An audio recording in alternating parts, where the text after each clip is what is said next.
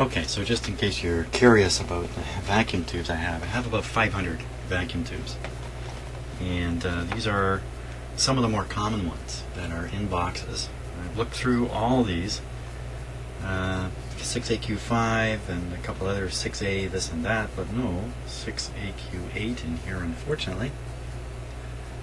These ones, because they're in boxes, and their boxes are labeled either by pen or with the original label, I just have to read the top of all these boxes. It doesn't take all that long, in fact. And it's a fairly certain search. I do it carefully, so when I'm done, I'm pretty reassured. If I didn't find one, so I have to revert to my unboxed stuff, which I keep very neatly organized in here.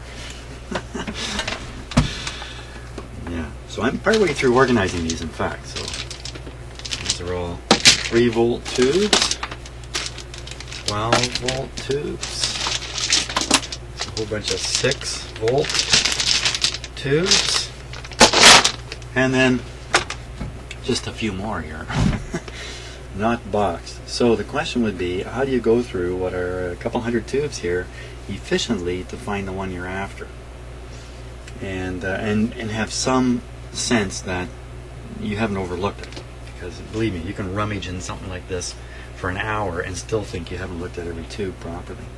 And a lot of these tubes, the labels are hard to read on them. It's really time consuming to pick every tube up and look and see if it says 6AQ8 or not.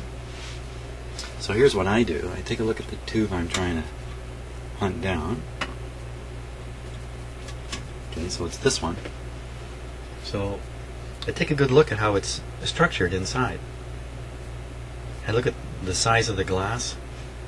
This one's a little short, a little fat, a little fatter than many. This is generally a little bigger than a lot of tubes. And I get familiar with the physical layout of the tube, so I can recognize it when I see it. So this one you can see through in quite a few places. Just there's nothing inside to stop you from seeing right through. So I'm looking for a tube with 2 sections and a plate in the middle, a flat plate going right through the middle, no doubt providing some kind of shield between these two tube sections. So that's what I'm looking for. Fat guy with I'm going to keep this out here where I can see it. I keep reminding myself what it looks like. Now just start at one end. What I do is I pull them away and just start letting them slide in there, looking for anything that might resemble the tube I'm interested in. Now I've gotten familiar with a lot of these. These are all pretty popular tubes here. I've gotten familiar with a lot of them. So chances of me, see, here's a 2-part tube. It's a little bit fat. I'm just going to set it aside here. I can't read the thing, but the structure inside doesn't look right. So a lot of these tubes have very distinct structures inside them, and they can be recognized very quickly just from what they look like.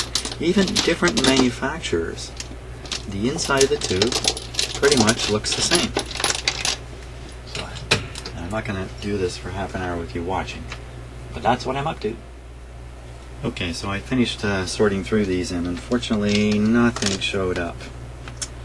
But I did improve my sort here while I was doing that. I took out of this main bucket here all the tubes which were really small, like this one, or really tall, like this one, and I put them in the back here. So I got 2 piles. I got a pile of average tubes here now, physically the size and shape, and tall and short in the back here, just to make it a little easier next time I'm checking this out. Hey, what's this? Check this out. A secret panel. There's a secret panel in here.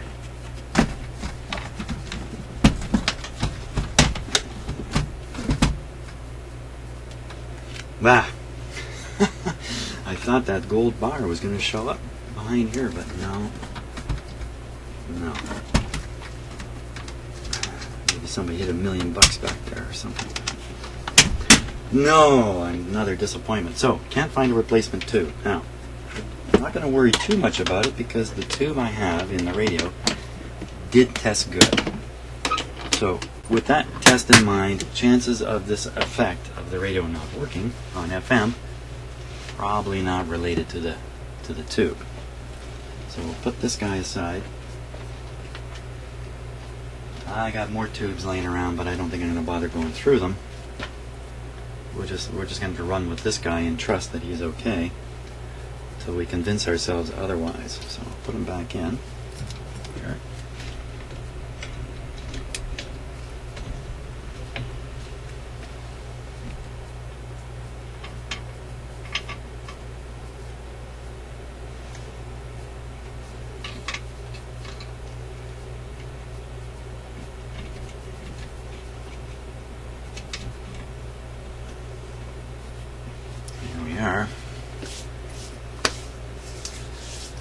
Well, let's see, what are my options here? I can pull the radio out. I have to disconnect these speakers to do that. Or I can continue to try to work with the radio in place.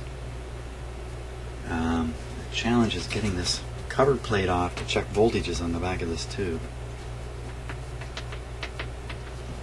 Because I'm sure there's a screw right over here. Yeah, right in the back here. I cannot get at it. Son of a gun, even with the radio out, you can't get at that. How are you supposed to get a screwdriver onto that? Wow. There's no clearance in there. I wonder if there's another bad screw in here. Not underneath? No. Well, there's something a little odd. Just over here. Let me show you this.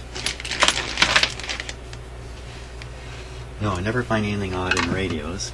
Finding odd things, that's odd. No, not really. Okay, let's switch to my close-up camera here. Okay, the odd thing is already on camera. What is this wire doing sticking out here?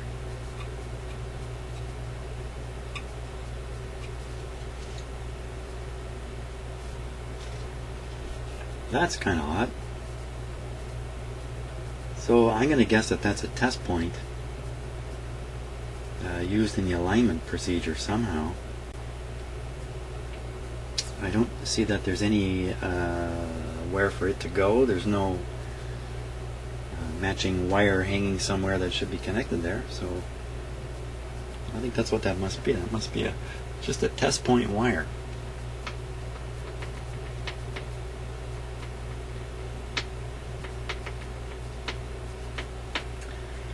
Okay, I think I'm going to avoid pulling the radio out at this point. I'm going to put a screw or two back into the bottom of it so it won't fall out accidentally. Tip it up on its side, we'll work through the porthole underneath and just see if we can figure out what voltages are making it to that FM tube. So, okay, so while I was putting the tubes away, I realized I have this bag that says, see that.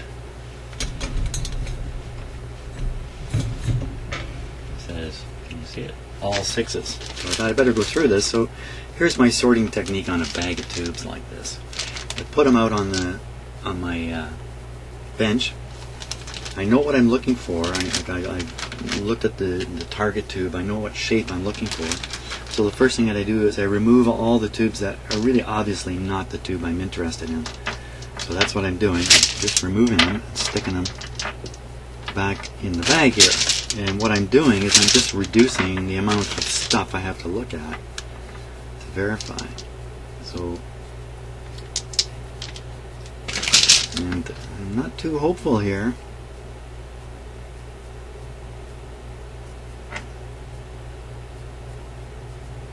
This is too small anyway.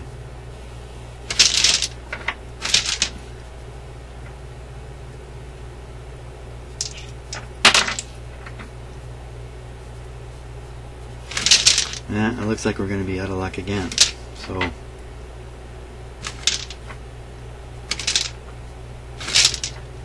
one.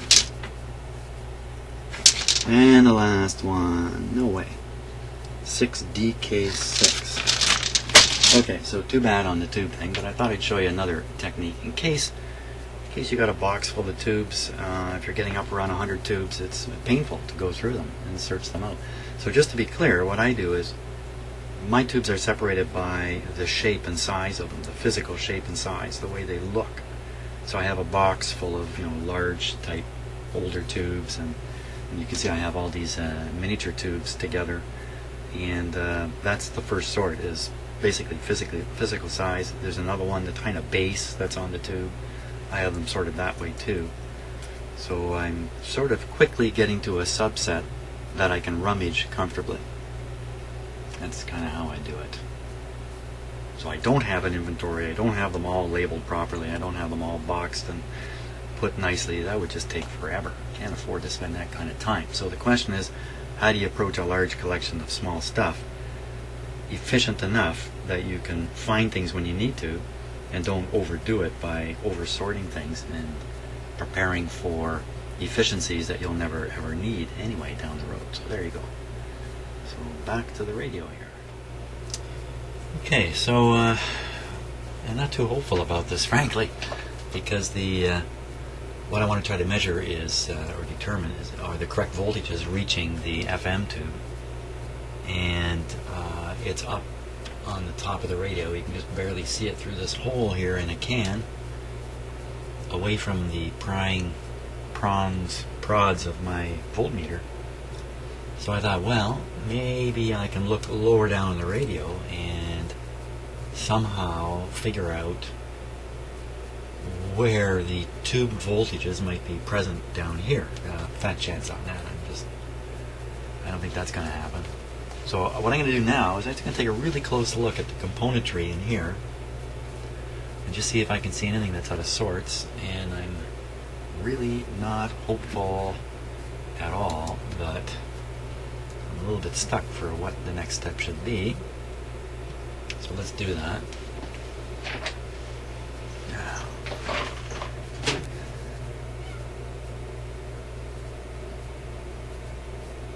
So I'm just looking for any part that may be obviously bad. There's a little bit of, oh, look at those funny holes. Holes in the end of the resistors. Now, I saw something like that on that other damaged resistor, the one I replaced, but I don't think these two guys qualify. Their color looks great otherwise. So I think I'll assume they're okay. I guess I could put my voltmeter on them. Lots of coils in here. This is a typical European style where a lot of the components are wired onto the switch, the push button switch structure. And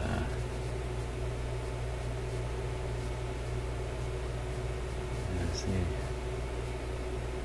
That orange stuff looks like wax or something that's been put on these controls.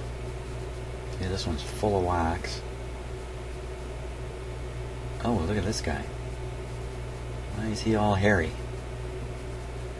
He'd be all hairy like that because he's got high voltage on it. And he's picking up all the dust, so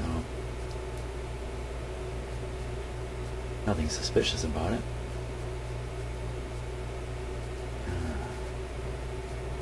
These little capacitors here, I mean, they could be defective. I can't tell by doing this. Really, my only hope is a burned open resistor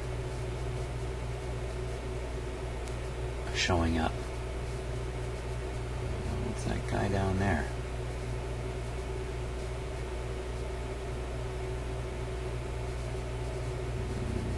Just a capacitor.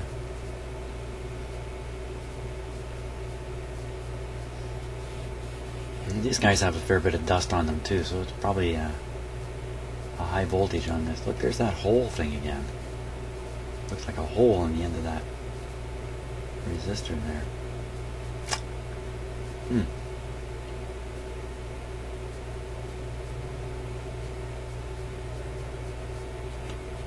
Well, I don't see anything that looks bad here at all. Might as well do a quick scan down the rest of the radio since I'm doing this. Usually it's good to take one good close look like this.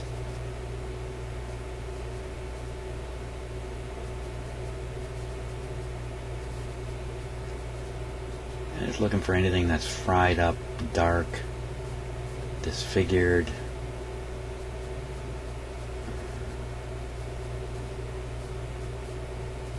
Ooh.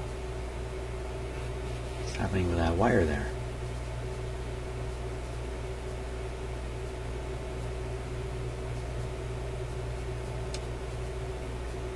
It looks like it's been attacked by a soldering iron.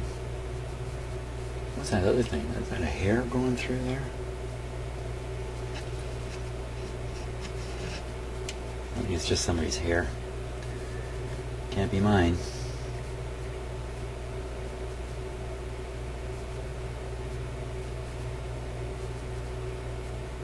There's another resistor with a hole in the end of it.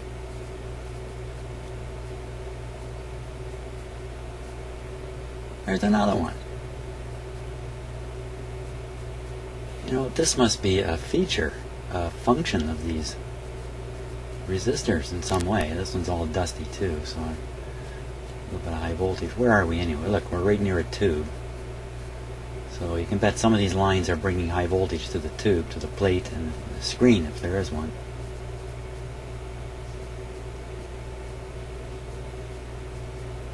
They've all got holes in them. I can't say I've ever noticed that before. And if it's something to do with the way they're manufactured. Well, that's a stupid question, stupid statement, and of course it has something to do with the way they're manufactured. Look at that capacitor. Part of the plate is exposed inside.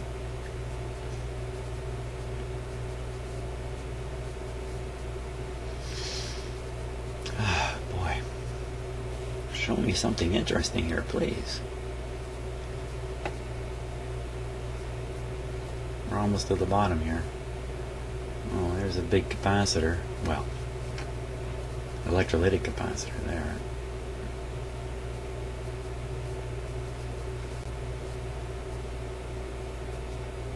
$170 ohms. So, if I remember right, that's the bypass. I'm sorry, the cathode resistor. Looks alright. Taking a bit of a beating there right at the end. Right where it says plus 3%, or plus or minus 3%. If you look at the percent symbol, and you look at the line, not the two zeros, the line is pointing right at a hole in the resistor. I kind of wonder if that's overheated a little bit there. That would be right where the connection is, but I'm not going to worry about it. Because the radio works, although we will have to test the cathode voltage and want to make sure it's correct, because lack of cathode voltage will bias the tube to conduct more current in its quiescent current. Said that right. Well, we're running out of parts to look at here.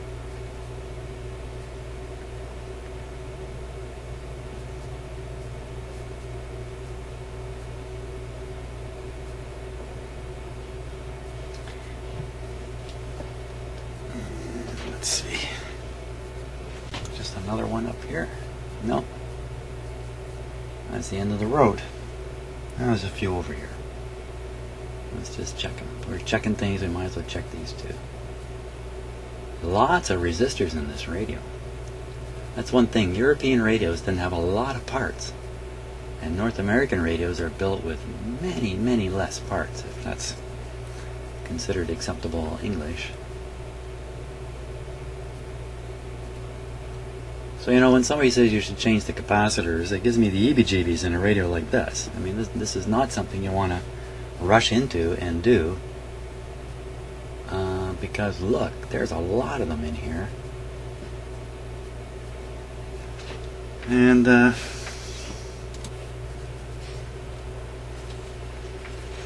really believe unless you know it's defective, you really shouldn't be changing it. Not in a radio with this kind of condition, that's for sure. Maybe a North American radio, something, you know, a 5-tube radio, it might have 5 or 10 capacitors. Okay, go ahead. They're all easy to do.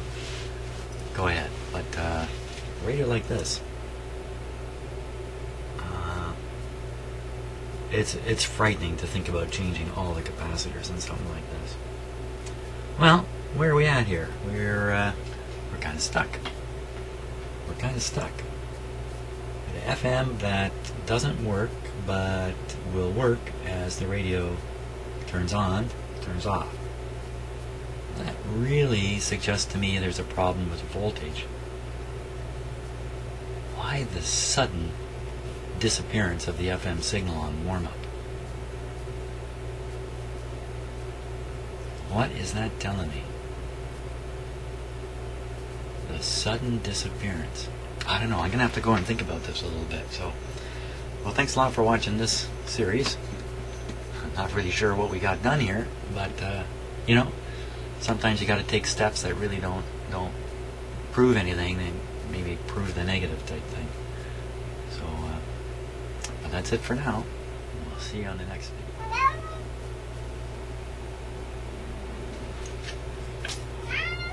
Come on up here. Draper, you haven't been in here all summer. You haven't been in my shop. Yeah, jump up here. Up here.